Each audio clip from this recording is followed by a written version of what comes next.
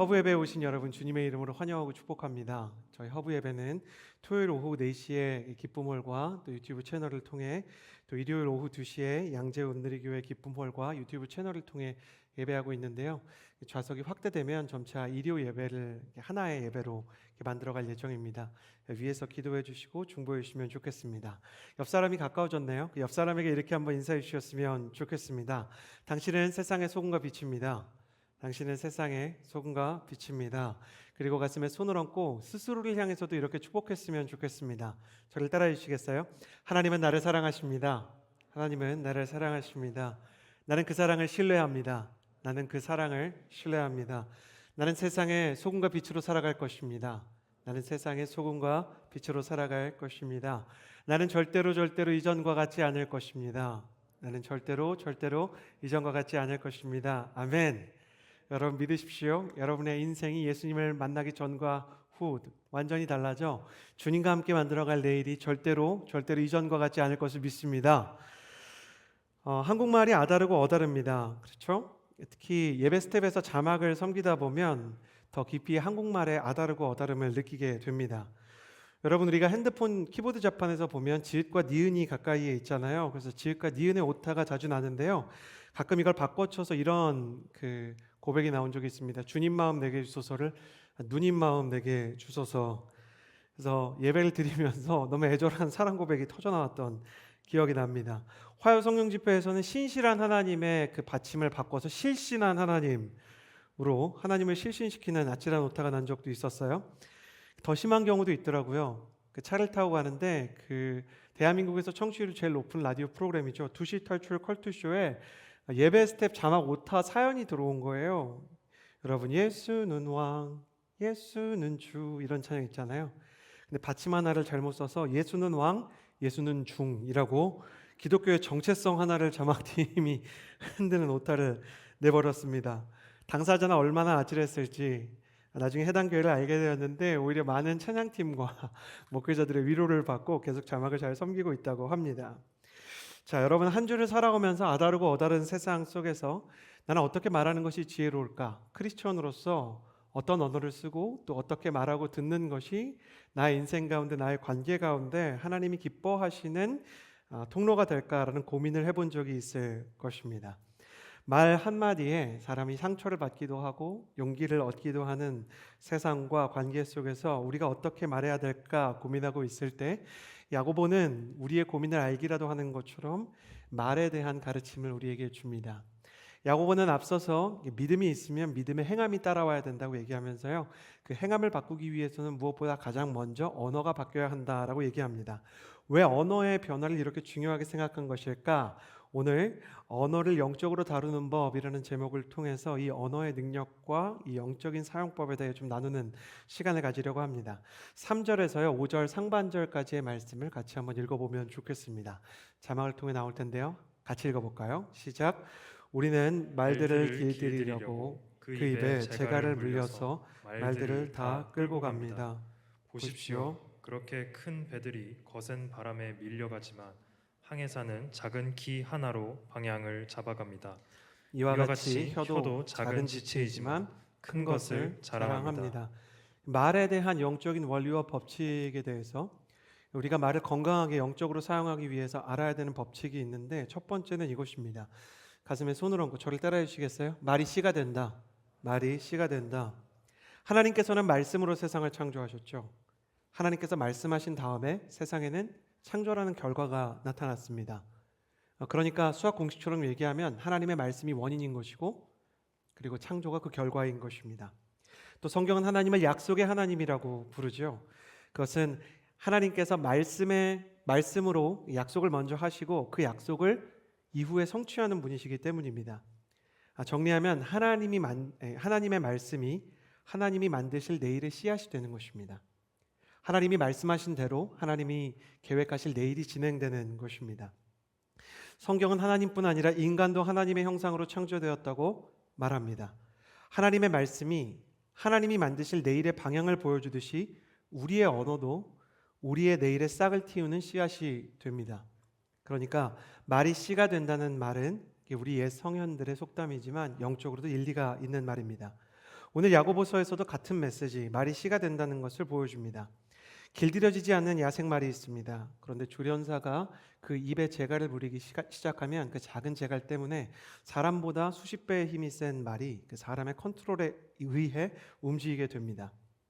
집보다 큰 배가 있습니다. 그러나 항해사의 손에 이 키, 조종관이 있으면 그 자동차 핸들 같은 조종관에 의해서 집보다 큰 배가 그 방향을 정하게 되는 것이죠. 이처럼 우리 인생을 이끄는 것은 우리 인생의 핸들 역할을 하는 말입니다. 그러니 우리가 쓰고 있는 언어가 우리의 운명을, 우리의 내일의 방향을 결정하는 것입니다. 그러나 안타깝게도 이것을 모르는 많은 사람들은 자신의 내일에 대해 그리고 나라의 운명에 대해 교회와 가정에 대해 부정적인 예언과 부정적인 말들을 합니다.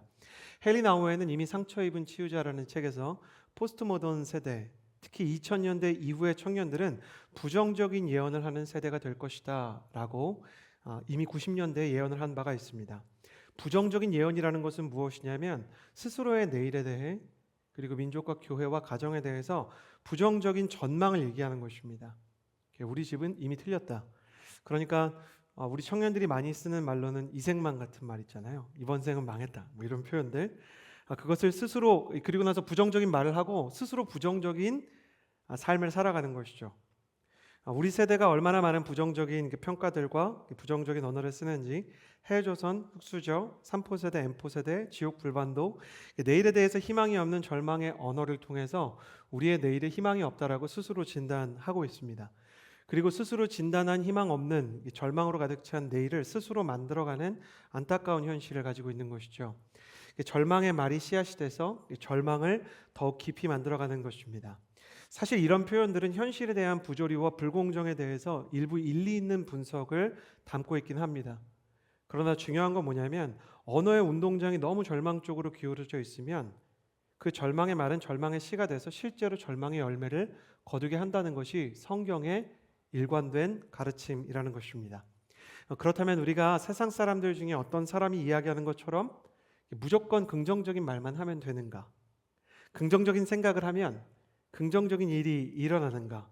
서구 사회에서 최근 새롭게 불어오는 이 긍정의 힘이나 더 시크릿과 같은 그 긍정의 어떤 언어를 다루는 무브먼트들, 사실 이 뿌리를 빠져 들어가서 이렇게 살펴보면 뉴에이지 운동과 네오 힌두이즘, 그러니까 인도의 힌두 세계관들, 힌두교의 가르침들이 기반이 되어 있는데 그냥 말의 능력에만 초점을 맞추는 것입니다.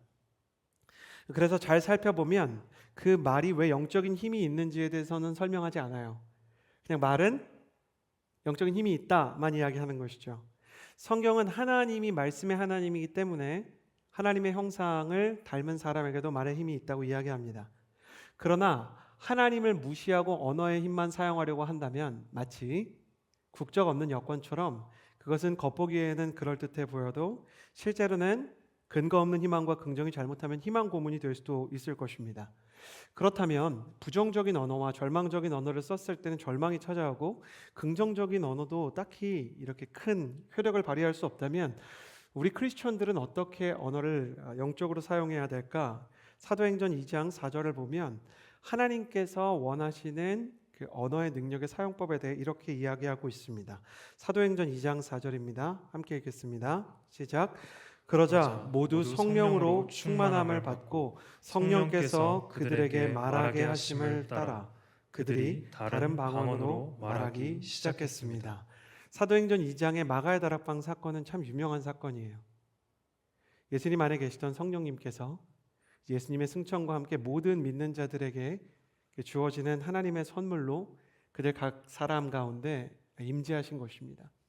그리고 그 하나님의 임재와 성령의 선물이 사람 안에 들어와서 사도행전 1장 8절에 성령이 너희에게 임하시면 너희가 권능을 받을 것이다. 성령의 능력들이 나타나기 시작하는데요. 성령의 능력, 사도행전적인 능력을 생각하면 많은 사람들이 병자가 일어나고 죽은 사람이 치유되고 기적이 일어나는 것을 생각하지만 제일 처음 성령님께서 이 땅에 오셔서 일으키셨던 기적은 뭐였냐면 언어를 바꾸는 것이었습니다. 언어를 바꿨다고 하면 많은 사람들이 방언을 했다는 것을 중요하게 생각합니다. 방언은 말 그대로 그 외국어를 얘기하는 겁니다. 그러니까 배우지 않은 외국어를 하는 것이죠. 저는 고등부 때 배우지 않은 외국어를 하는 사도들이 너무 부러워서 이렇게 부끄럽게 기도했던 적이 있어요. 주님, 제가 공부는 안 했지만 영어를 하게 해주십시오. 저는 방언을 받는다면 꼭 영어나 독일어나 일본어나 이렇게 좀 쓸 수 있는 언어를 받았으면 좋겠습니다. 이렇게 허황된 기도를 했던 생각이 납니다. 우리는 배우지 않은 외국어를 했다는 그 기적적인 사건 때문에 더 중요한 것을 놓칠 때가 있는데, 중요한 것은 사도행전 2장 4절을 다시 한번 보여주시겠어요? 성령의 충만함을 받고 뭐라 그랬냐면 성령께서 그들에게 말하게 하심을 따라 말했다는 겁니다. 그러니까 성령께서 제자들과 사도들의 언어를 컨트롤하기 시작했고, 제자들이 성령님의 충만에 따라서 성령의 언어를 사용하기 시작했다는 거예요. 성령의 언어가 임하자 사도행전 2장 11절을 보면 제자들이 어떤 일을 했냐면 하나님의 큰 일과 하나님의 계획을 말하게 되었다, 이렇게 얘기합니다. 당시에는 이제 오순절 명절이거든요. 이 오순절에는 수많은 유대인들이 예루살렘에 와 있습니다. 그 예루살렘이라는 도시, 그리고 유대 민족이라는 이 민족들은요, 기원전 586년 그 나라가 완전히 멸망하고 나서 고대 근동과 그리고 아시아 지방과 유럽으로 그 이스라엘 사람들이 다 흩어져서 살고 있는 그 디아스포라라고 이야기하는 이민자 민족이었거든요. 그러니까 유럽 사람들이 저기 이탈리아에서도 살고요, 또 저기 독일 지방에 가서도 살고요, 그리고 터키와 같은 소아시아 지방에서도 살고요, 아프리카에서도 살았는데 이제 오순절이 되고 6월절이 되면 그 중에 이민가 있던 많은 그 사람들이 다시 예루살렘으로 돌아와서 성지순례를 하고 예배를 드렸다는 것입니다. 사람들이 이렇게 왁자지껄 모여 있는데 저기 어디 2층 집 다락방에서 수많은 외국어들로 함성 소리가 들리니까 무슨 월드컵이라도 열렸냐 하는 마음으로 사람들이 모여들기 시작한 겁니다. 왜 우리도 지나가다가 싸우는 소리 나면 괜히 가가지고 무슨 일인가 이렇게 보게 되는 것처럼 사람들이 가서 보니까 자기가 있던 그리스 말, 자기가 있던 로마 말, 자기가 있던 터키 말로 그 마가의 다락방에서 기도하는 사람들이 여러 외국어로 하나님의 계획들을 얘기하는 것을 듣게 되었던 것입니다. 그러니까 하나님께서 성령을 보내셔서 이 사도들에게 주셨던 성령의 언어에 가장 큰 힘이 뭐였냐면 성령의 언어가 성령의 계획을 드러내셨던 것입니다. 사랑하는 여러분, 이것을 기억하시길 바랍니다. 하나님의 사람에게 성령이 임하면 성령께서 성령의 계획, 하나님의 계획을 각 사람에게 부어주시고 깨닫게 해주시고 각 사람이 깨달은 그 하나님의 계획을 선포하게 해주시는 줄을 믿습니다. 저는 정말 축복하기 원하는데요, 여러분의 청년의 시기에 성령의 언어 그리고 하늘의 언어가 임하게 되기를 주님의 이름으로 축복합니다. 그래서 그 언어를 가지고 여러분의 비전을 깨닫고 그 비전을 선포하는 하나님의 사람 되기를 주님의 이름으로 축복합니다. 어떤 사람들은 그 비전의 선포를 보고 이렇게 얘기했다고 합니다. 저 사람들이 술에 취했다. 저 사람들이 제정신이 아니다. 우리가 2000년 전이나 지금이나 기억해야 되는 게 있는데, 세상은 비전이 있는 사람을 비웃습니다. 꿈이 없는 사람은 꿈을 가진 사람을 보면 깎아내립니다. 긍정적인 말을 하고 소망의 말을 하는 사람을 보고 영적인 말을 하는 사람을 보면 세상 사람들이 견디지 못합니다. 그 왜 그런지 아십니까?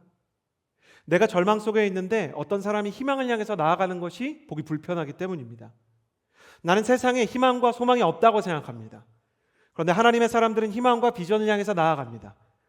그러면 나는 두 가지 중에 하나를 선택해야 됩니다. 저 사람들이 보여주는 희망과 비전이 맞다고 하든지 아니면 저 희망과 비전을 비웃든지.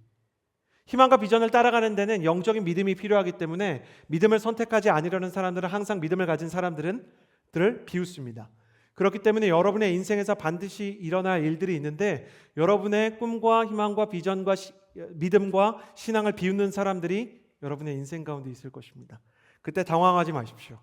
실제로 성령의 임재가 임하고 성령의 역사가 일어나는데도 사람들은 조롱과 비난과 공격을 멈추지 않았습니다. 내가 공격을 받고 사람들이 나의 꿈과 비전에 대해서 어떻게 생각한다는 것이 실제로 나의 비전이 어떠한지를 판가름하는 기준이 되지 않습니다. 여러분, 정말로 축복합니다. 나는 여러분이 사람의 말에 길들여지지 않는 하나님의 야생마가 되기를 주님의 이름으로 축복합니다. 사람의 칭찬 때문에 춤출 필요도 없고 사람의 비난 때문에 가라앉을 필요도 없습니다. 나는 여러분이 사람의 말이 아니라 성령의 언어와 하늘의 언어에 길들여진 성령의 사람 되기를 주님의 이름으로 축복합니다. 무작정 근거 없는 희망 고문과 같은 긍정적인 말을 하는 것이 아니라 하나님의 말씀과 성령님의 충만에 기반한 하나님의 언어, 성령 충만의 언어를 구하게 되기를 축복합니다. 청년의 시기에 반드시 성령의 충만에 대해서 기도하십시오. 그리고 성령의 충만에 대해서 기도할 뿐만 아니라 성령의 언어를 구하는 하나님의 사람들이 되기를 주님의 이름으로 축복합니다. 여러분을 향한 하나님의 계획을 깨닫고 하나님의 비전을 여러분의 입으로 부끄러워 보여도 선포할 수 있는 하나님의 사람들이 되기를 주님의 이름으로 축복합니다. 여러분의 말이 비전의 씨앗이 되기를 축복합니다. 성령의 충만을 위해서, 성령의 언어를 위해서 기도할 때 성령님께서 여러분을 향한 하나님의 계획을 깨닫게 해주시기를 축복합니다. 저는 지금 잘못된 것을 선포하는 것이 아닙니다. 복음을 네 줄로 압축한 복음의 핵심인 사형리에 이렇게 기록되어 있습니다. 제1월 2에 하나님은 당신을 사랑하시며 당신을 향한 크고 놀라운 계획을 가지고 있다라고 이야기하는 것입니다. 여러분 이것을 믿으십시오. 하나님께서 여러분을 사랑하시고 여러분을 향한 크고 놀라운 계획을 가지고 계시는 줄을 믿습니다. 내 눈에는 내가 초라해 보이고 세상은 나를 조롱해도 그 수준에 여러분을 맞추고 살 필요가 없습니다. 바이올린이 잘못된 음의 조율이 되면 아무리 놀라운 연주자가 월드 클래스의 연주자가 그 바이올린을 손에 잡아도 조율이 엉망인 악기로는 연주를 할 수 없는 것처럼 하나님의 언어에 하나님의 말씀에 조율되지 않고 세상에 조율되기 시작하면 여러분은 꿈을 잃게 될 것입니다. 그러나 반대로 하나님의 언어와 하나님의 말씀에 조율된 사람, 제대로 그 현의 음들을 가진 사람은 하나님의 손에 붙잡힌 아름다운 악기가 될 것입니다. 성령의 충만과 성령의 언어가 임할 때까지 절대 멈추지 않는 기도의 사람 되기를 주님의 이름으로 축복합니다. 그래서 여러분 청년의 시기에 결단하십시오. 나는 성령의 충만을 경험할 때까지 기도를 멈추지 않겠습니다. 나는 성령의 언어가 내 입에 머물게 될 때까지 나는 하나님 앞에 간구하는 것을 멈추지 않겠습니다. 여러분 비단 언어뿐만 아니라 여러분의 음악이 다윗의 하프처럼 악신을 내어쫓고 하나님의 영광을 드러내는 도구가 되기를 주님의 이름으로 축복합니다. 여러분이 미술을 하고 디자인을 하고 경영에서 기획서를 쓰면 그것을 통해서 놀라운 일과 하나님의 치유와 회복과 비전이 실행되기를 바랍니다. 여러분 언어가 먼저 갑니다. 사업을 시작할 때도 기획서를 먼저 쓰게 되어 있습니다. 어떤 광고를 할 때도 영화를 만들 때도 시나리오를 먼저 쓰게 되어 있습니다.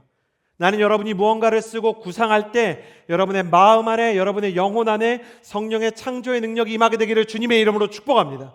여러분의 프레젠테이션이 세상의 것과 다르기를 바랍니다. 여러분의 예술이 세상의 것과 다르기를 바랍니다. 성령이 임하면 성령의 큰 계획이 드러나고 성령의 창조의 능력이 임합니다. 나는 할 수 없습니다. 나의 긍정의 말이 중요한 것이 아닙니다. 그러나 성령께서 내게 긍정의 말을 주시고 비전의 말을 주시고 성령님께 의지해서 내 말 안에 하나님의 말씀이 담기면 그 말은 실행될 줄을 믿습니다. 여러분 가슴에 손을 얹고 저를 따라해 주시기를 바랍니다. 저를 따라해 주시겠어요? 하나님은 나의 말을 쓰신다. 하나님은 나의 말을 쓰신다. 예수님께서는 땅끝까지 이르러 사도들이 내 증인이 될 것이다 라고 말했습니다. 증인에게 가장 큰 무기는 증언입니다. 그러므로 여러분도 성령의 충만을 구할 때 하나님께서 나의 말을 쓰신다는 믿음을 가지십시오.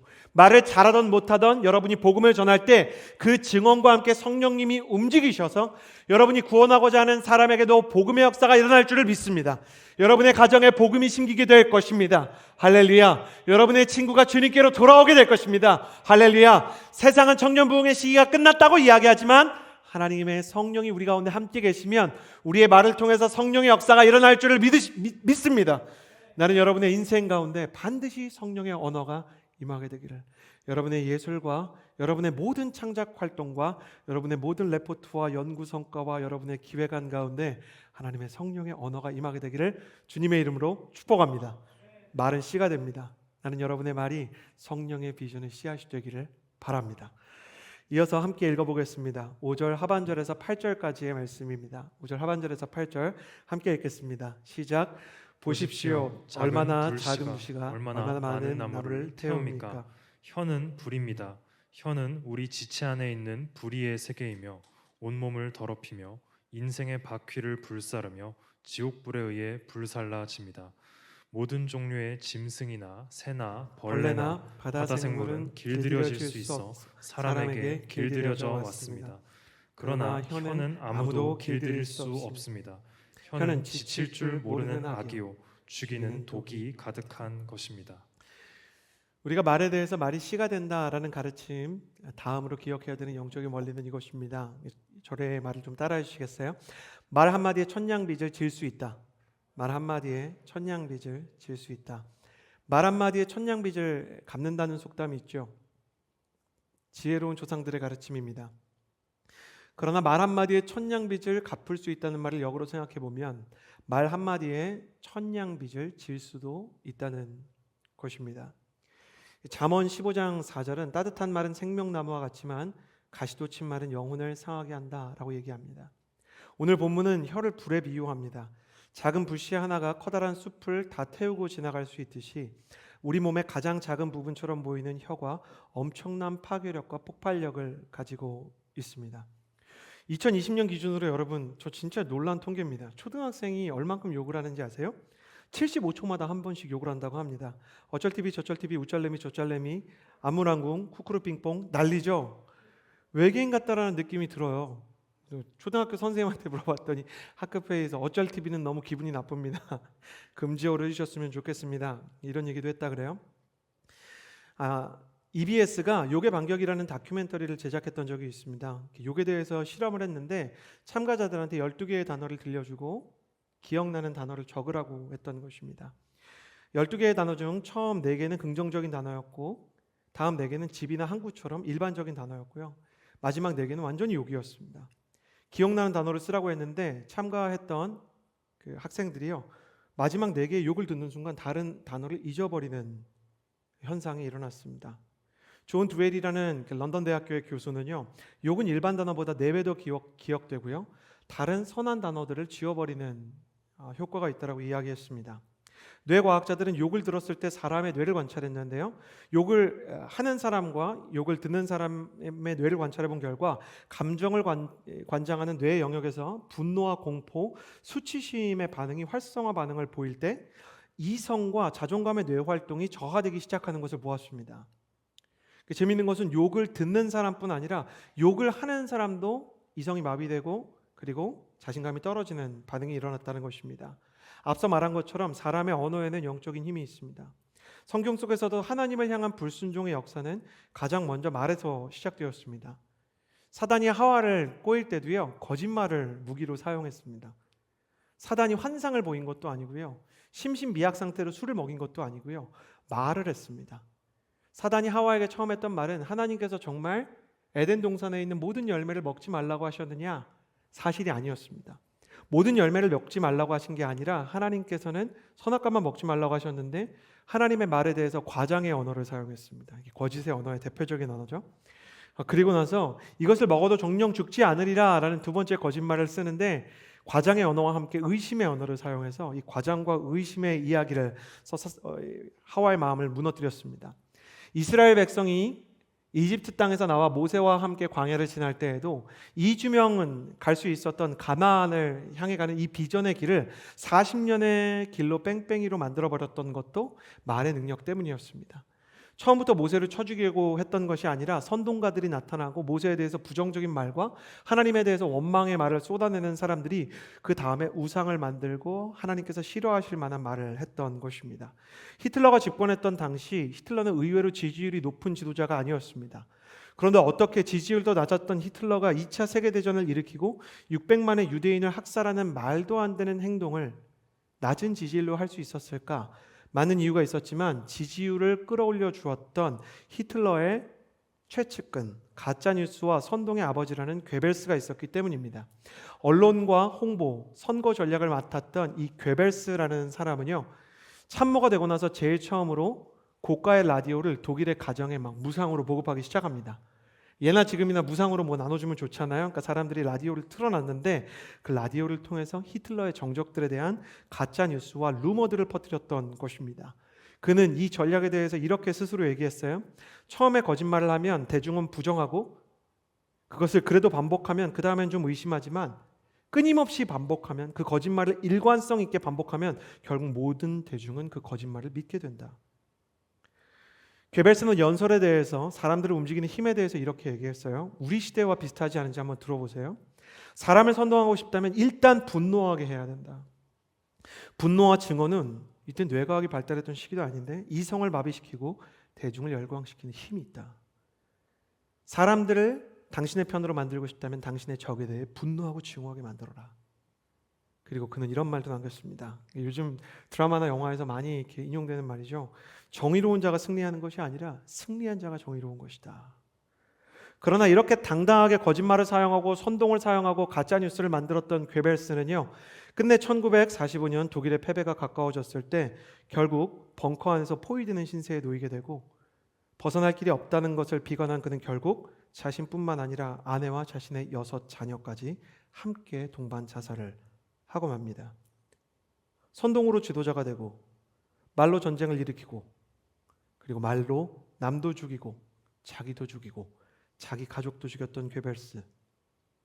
자기가 가졌던 이 거짓말과 선동과 가짜뉴스가 어떤 결과를 초래할 줄 알았다면 그래도 그는 이런 정책을, 이런 전략을 사용했을까? 말 한마디에 천냥빚을 질 수 있다는 것을 중요하게 생각해야 됩니다. 그래서 크리스천은 우리가 쓰는 말에 대한 두려움을 가져야 됩니다. 두려움을 가지는 가장 좋은 방법, 건강한 두려움을 가지는 좋은 방법은 하루를 마감하기 전에 나의 말을 돌아보는 것입니다. 이 시대를 보십시오. 정치적인 성향 때문에, 성별 때문에, 연령 때문에 얼마나 극단적인 분노와 대립과 갈등과 혐오의 언어를 사용하고 있는가. 여러분, 이 나라를 보면 좀 걱정되지 않으세요? 그 EBS의 이 욕설의 파괴력을 다루는 말 밑에도 우리 선생이 이거 보여주더라. 이게 초등학생, 중학교, 고등학생들이 악플 달아놓은 거 보고 제가 진짜 깜짝 놀랐습니다. 욕하면 뇌가 망가진다는데 밑에 욕으로 리플 달고 있더라고요. 가만히 놔두면 세상에 휩쓸려 갑니다. 하이데거는 언어는 존재의 집이라 그랬고, 그 시대 문화의 표상이라 그랬고, 사람들은 자기 생각대로 말하는 것 같지만 세대의 정서를 따라간다 그랬어요. 서울대에서 행복학을 가르치고 심리학을 가르치는 최인철 교수님은 사람에게 질병보다 더 빨리 전염되는 게 정서의 전염이라 그랬거든요. 대한민국은 분노 중독 사회예요. 우리가 살아가는 이 세대는 대한민국을 떠나서 글로벌하게 보아도 뭔가 헤이트 스피치, 그 혐오의 스피치들이 너무너무 많아요. 상대방을 악마화해서 그 분노로 심지어 종교적인 권력을, 정치적인 권력을, 사회적인 권력을 얻으려고 하는 사람들 천지입니다. 우리가 이곳을 따라가게 되면 어떻게 되는가? 괴벨스처럼 상대방도 죽이고 나도 죽이고 나에게 소중한 사람도 상처받는 아찔한 운명에 처하게 될 것입니다. 물론 때로는 잘못을 지적하고 분별해야 될 수도 있지만 우리가 쓰는 언어의 품격과 하나님께서 싫어하실 만한 표현들은 쓰지 않는 방법을 최대한 훈련해야 할 것입니다. 아니, 내용이 중요하지 말이 중요합니까? 라고 묻는 분들에게 이렇게 말하고 싶어요. 아무리 맛있는 음식이 있어도 더러운 그릇에 담으면 먹을 수 있겠습니까? 이전 손님이 설거지가 안 된 완전히 더러운 그 접시를 남기고 갔는데 거기 산의 진미를 담아주면 우리는 먹겠습니까? 정말 굶어 죽기 직전이 아니라면 먹지 않을 것입니다. 마찬가지로 아무리 맞는 말이어도 더러운 언어의 그릇에 담기면 하나님이 쓰실 수도 없고 사람들에게 행복과 평안을 줄 수도 없는 것입니다. 그러므로 하루를 마무리하면서 우리의 언어가 하나님께서 기뻐하지 않을 만한 습관이 있지 않은가 항상 돌아보고 주님께 우리의 언어를 드려서 하나님의 예수 그리스도의 십자가의 보혈로 정결케 됨을 구해야 될 것입니다. 여러분, 20대에 정말 축복하고 싶은 게 있어요. 10대에는 참 쉽지 않은데 20대가 지나면서는 바뀔 수 있는 거라고 생각합니다. 여러분, 20대에는 여러분의 인생에서 죽을 때까지 모든 욕설이 끊어지게 되기를 주님의 이름으로 축복합니다. 욕 안 해도 살 수 있습니다. 그렇죠? 그 교회에서 욕 안 하다가 욕하고 깜짝 놀라는 경우들 있어요. 한 번은 롯데월드에 갔는데 누가 이렇게 욕하다가 저 보더니 어머나 목사님 너무 미안했어요. 왜냐하면 말하기 전에 몰랐는데 온누리교회 교인인 거를. 욕하다가 스스로 죄를 자백하는 그 대기기간 길잖아요, 롯데월드에서. 그래서 고해성사하고 자기가 내면에 무슨 문제가 있는지 얘기하고 줄에서 나와서 저한테 롯데월드에서 안수기도 받고. 여러분, 목사님이 아는 순간 화들짝 놀라잖아요. 자기가 진짜 막 이렇게 욕을 하다가 목사님 만나면 깜짝 놀라잖아요. 그러니까 하나님이 아는 건 괜찮습니까? 하나님께서도 우리가 쓰는 말에 잘못된 것들을 듣고 계신다는 것입니다. 여러분, 대립이 가속화되고 그리고 여러분의 사고와 그리고 여러분의 학문적인 성향들이 정해지는 이 20대의 시기에 여러분의 생각을 확고히 하기 위해서 다른 사람들을 구태여 악마화하려는 이 선동의 전략에 놀아나지 마십시오. 그거 다 괴벨스가 만들었던 겁니다. 그건 다 사단의 전략이고 하나님께서 기뻐하지 않는 것입니다. 여러분 시편 141편 3절 말씀을 어딘가에 기록해두고 자주 읽으십시오. 많은 권사님들이 인용하는 구절입니다. 오 여호와여 내 입에 파수꾼을 두시고 내 입술에 문을 지켜주소서. 그래서 권사님들 우리 어머님들 그러는 거 봤죠? 어머나 주여 입술에 파수꾼을 주옵소서. 이게 바로 그 말씀인데 실제로 이 말씀을 자주 암송하고 또 읽으시기를 바랍니다. 그러나 문제는 오늘 말씀 2절과 8절을 보면 이렇게 써 있다는 것입니다. 2절에 만일 누가 말에 실수가 없다면 그는 자기의 온 몸과 인생을 제어할 수 있는 완벽한 사람입니다. 성경은 이미 알고 있죠. 완벽한 사람이 없어요. 완벽한 사람이 없다는 건 말에 실수가 있을 수밖에 없다는 겁니다. 또 8절을 보면 혀는 아무도 길들일 수 없다라고 이야기합니다. 그러니까 우리는 말이 씨가 되고 말 한마디에 천냥빚을 질 수 있기 때문에 말에 대한 두려움을 가지고 말을 바꾸고 싶은데 우리도 모르게 좋지 않은 말을 하게 되고 세상의 언어를 따라갈 때가 있다는 거예요. 그렇다면 우리는 어떻게 해야 될까? 11절과 12절의 말씀을 같이 읽어보고 세 번째 영적인 원리를 언어를 영적으로 다루는 법을 배우기 원합니다. 함께 읽겠습니다. 시작. 샘이 어떻게 한 구멍에서 단물과 짠물을 낼 수 있습니까? 내 형제들이여 무화과 나무가 올리브 열매를 맺거나 포도나무가 무화과 열매를 맺을 수 있습니까? 이처럼 짠물 내는 샘이 단물을 낼 수 없습니다. 세 번째로 이야기하고 싶은 것은 예수님의 언어, 예수님의 마음을 담는 것입니다. 저를 따라해 주시겠어요? 예수님의 언어와 예수님의 마음을 담고 싶습니다. 예수님께서 우리 마음속에 성령으로 담기셨으면 좋겠고 그래서 우리의 말이 예수님을 닮아갔으면 좋겠습니다. 11절과 12절에 보면 어떤 가지에 올리브 열매가 맺혔다면 우린 쉽게 그 나무가 무엇인지 유추할 수 있습니다. 그건 올리브 나무인 겁니다. 반대로 말하면 올리브 나무이기 때문에 올리브 열매가 맺힌 거죠. 어떤 나무에 사과가 열려 있으면 그 나무는 사과나무인 겁니다. 사과나무이기 때문에 사과 열매가 열린 것이죠. 또 어떤 물에 문제가 있다면 그 샘의 근원에 문제가 있는 것입니다. 그러니까 부정적인 말과 상처 주는 말을 하는 것은 그의 영혼이 부정적이고 그리고 세상에 주는 상처에 병들고 오염됐다는 사인인 것입니다. 제가 코로나를 비유해서 여러 번 말씀드렸는데 코로나에 걸린 사람들이 기침을 하기도 하고 후각을 잃기도 하고 열이 나기도 하잖아요. 열을 잡고 기침을 잡는 것, 증상을 다스리는 것도 참 중요하지만 증상보다 더 중요한 것은 그 바이러스가 떠나고 항체가 생기는 것입니다. 병의 원인을 고치지 않으면 병의 증상만을 고치는 것으로는 적합하지 않습니다. 어떤 사람이 암이 걸려서 체중이 빠지고 있는데 아무리 좋은 음식을 먹어도 적절한 치료를 하지 않으면 고쳐지지 않는 것과 비슷한 것이죠. 그래서 우리가 악한 말을 하고 있을 때는 말을 고치려고 말에만 이렇게 집중하는 것보다 우리의 영혼을 돌아보는 것이 중요합니다. 누가복음 6장 45절에 선한 사람은 마음속에 선한 것을 두었다가 선한 것을 내놓고 악한 사람은 마음속에 악한 것을 두었다가 악한 것을 내놓는다. 사람은 마음에 가득한 것을 입으로 말하는 법이다 라고 말씀하였습니다. 그렇다면 우리가 어떻게 우리의 마음을 고쳐야 될까? 로마서 8장 5절은 육신을 따라 사는 사람은 육신의 일을 생각하고 성령을 따라 사는 사람은 성령의 일을 생각한다 그랬습니다. 성령님께서 하시는 가장 큰 일이 뭐냐면 예수님의 마음을 우리 가운데 주시고 예수님의 성품을 우리 가운데 주는 것입니다. 성령님이 우리 안에 들어오셔서 주시는 가장 큰 평화는 뭐냐면 예수님의 마음, 예수님의 판단, 그리고 예수님의 말들이 우리 인생 가운데 찾아오는 것입니다. 저는 예수님의 언어, 예수님의 마음에 대해서 생각할 때 저에게 예수님의 마음을 생각하게 해주었던 책이 있습니다. 2017년에 발간된 언어의 온도라는 책을 읽다가 문득 예수님 생각이 났던 적이 있습니다. 거기 이런 글이 있어요. 언젠가 2호선 홍대 입구역에서 지하철에 몸을 실었다. 맞은편 좌석에 앉아있는 할머니와 손자가 눈에 들어왔는데 자세히 보니 꼬마의 안색이 좋지 않았다. 할머니의 손에는 약봉지가 들려 있었다. 아마 병원에 다녀온 듯 했다. 할머니가 손자 이마에 손을 올려보더니 웃으며 말했다.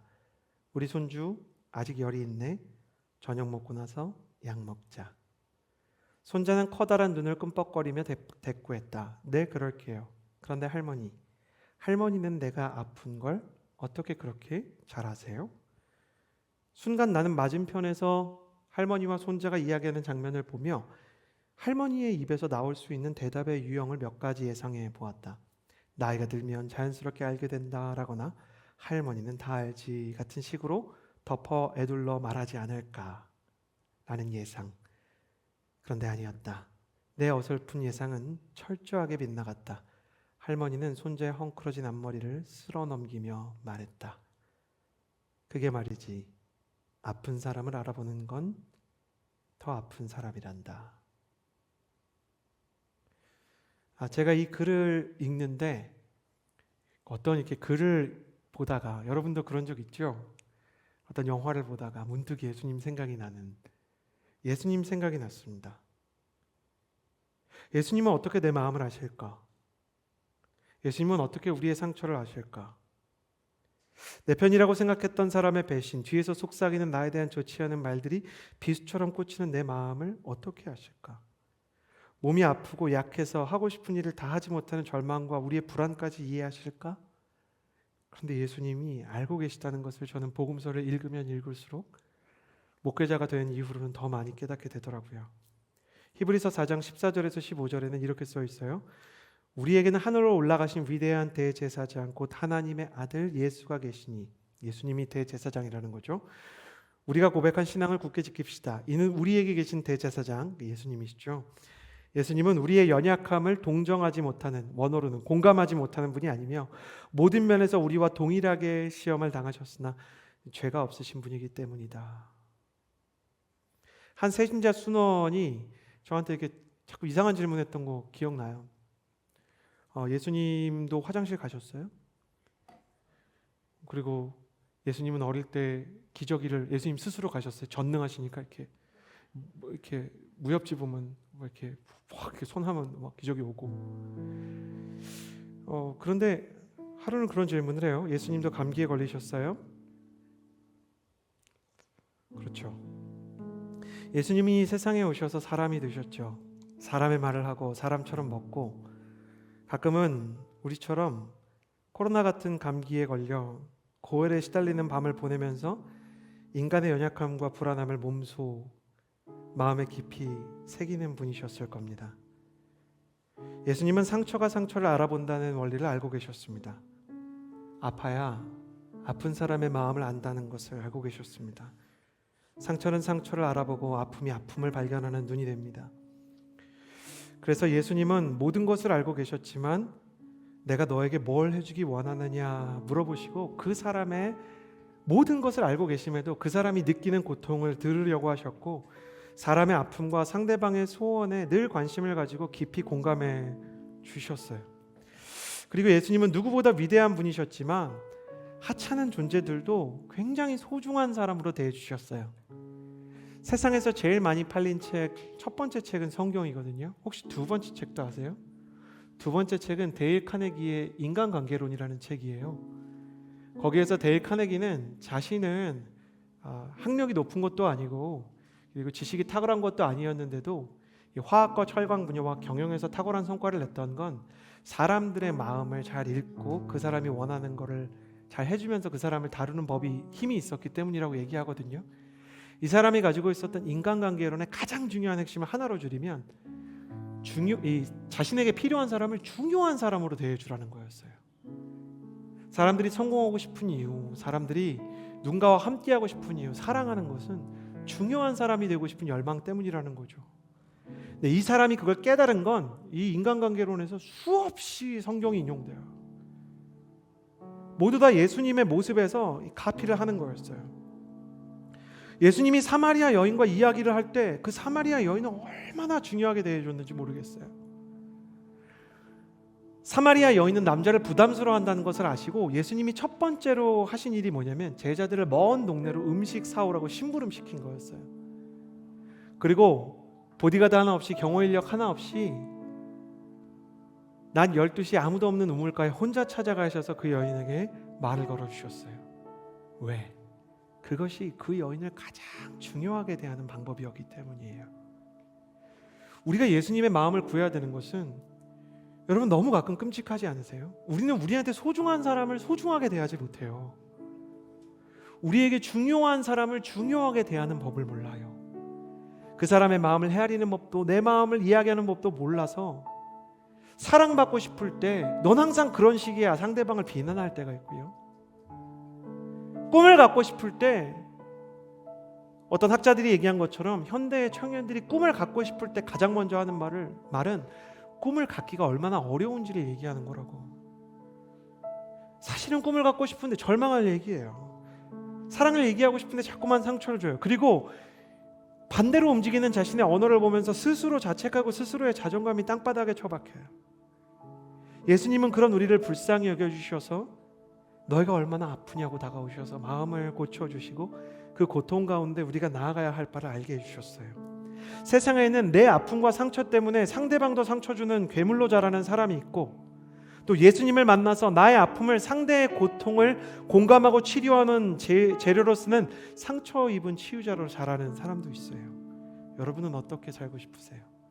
세상에서 말 때문에, 사람 때문에 상처받지 않고 아픔을 겪지 않는 사람은 없습니다. 사람의 평가 때문에 새겨진 고통을 겪지 않는 사람이 없습니다. 그런 때 두고 보자, 나도 결국 너한테 이렇게 갚아줄 거야 라고 세상의 방식대로 살 것인가, 아니면 하나님 나는 아팠지만 이렇게 아픈 사람들에게 나는 희망과 치유에, 상처를 입었지만 치유자로 쓰임받는 사람이 되기를 원합니다. 나의 아픔과 고통이 예수님께서 그러하셨듯이 아픈 사람이 아픈 사람을 알아보는 데 쓰이게 해주시고, 하찮게 여겨졌던 나의 경험이 하찮은 자들을 소중하게 대하는 하나님의 언어의 그릇이 되게 하여 주옵소서. 그러므로 예수님의 언어와 예수님의 마음을 구하며 오직 나의 영혼 가운데 이 모든 고통과 어려움을 물러가게 하실 분이 예수님뿐이라는 사실을 믿고 기도하기를 바랍니다. 그렇게 할 때 우리의 아픔이 오히려 세상의 절망을 치유하는 치료의 약재료가 될 것입니다. 기도하겠습니다. 우리 세 가지 기도했으면 좋겠는데요. 첫 번째로 기도하고 싶은 것은 말이 씨가 된다는 것에 대해 기도하기를 바랍니다.